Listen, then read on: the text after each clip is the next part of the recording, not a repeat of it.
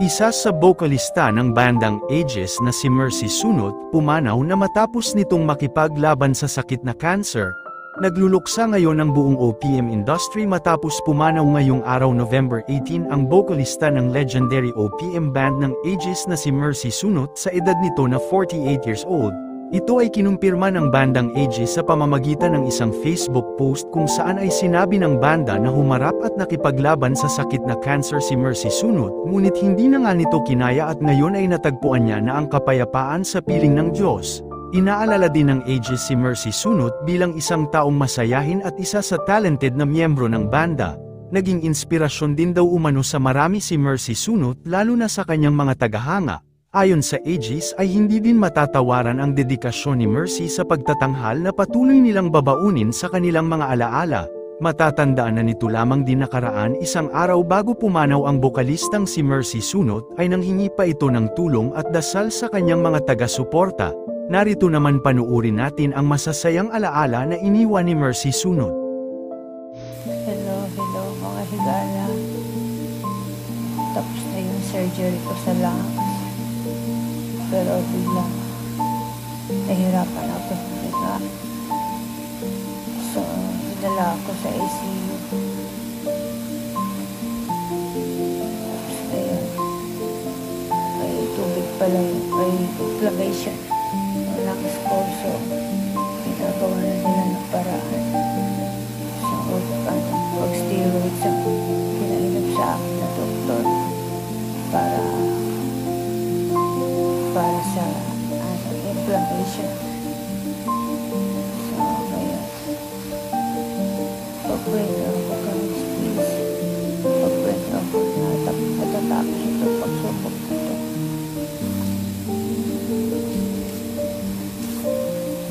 Pag-pray na ako.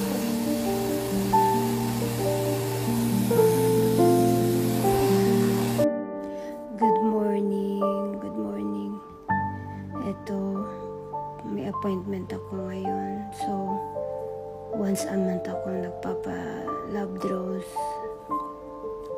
So, blood test once a month. Tapos, 12 na pala ang aking surgery sa lungs. So, pag-pray niyo po ako. So, after ng clinic, dadaan ako ng CVS para kunin ko yung gamot na tagriso. Ubus na kasi. Yan yung pang lungs. Para sa lungs kong gamot. Tagriso. So, everyday ko po yun iniinom. So, okay. 11:30 yung appointment ko. So, thank you. Good morning mga higala. So, it's my birthday today. Kaya maaga akong nagsimba. So, 8:30, nagising ako nagpa-alarm ako ng 6:30 para magising, maligo, para i-celebrate kong mag-isa ang birthday ko. Mahirap sa ibang bansa na nag-iisa ka lang. Yung wala kang malapitan, malungkot. Yung iba talaga pag nasa ibang bansa ka. Solo flight ako. Yung gusto kong gawin, hindi ko magawa. Alam mo yun, yung mag-celebrate ng kasama ang pamilya mo.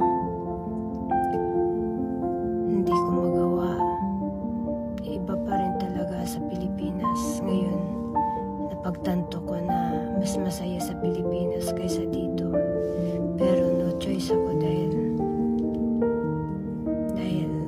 kailangan kong magstay na matagal dahil nagpapagamot ako dito. Sana gumaling ako ng mas mabilis para makauwi ako ng Pilipinas.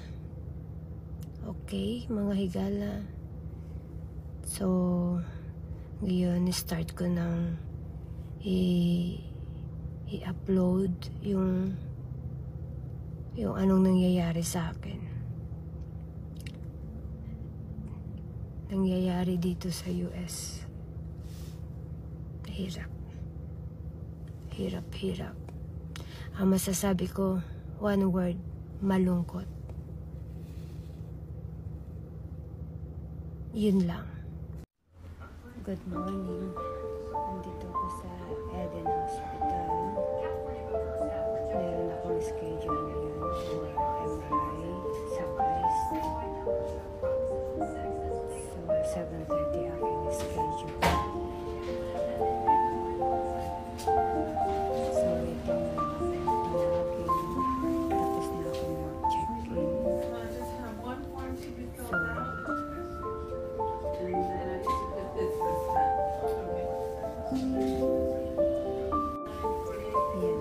Diagnostic Imaging Center of Excellence.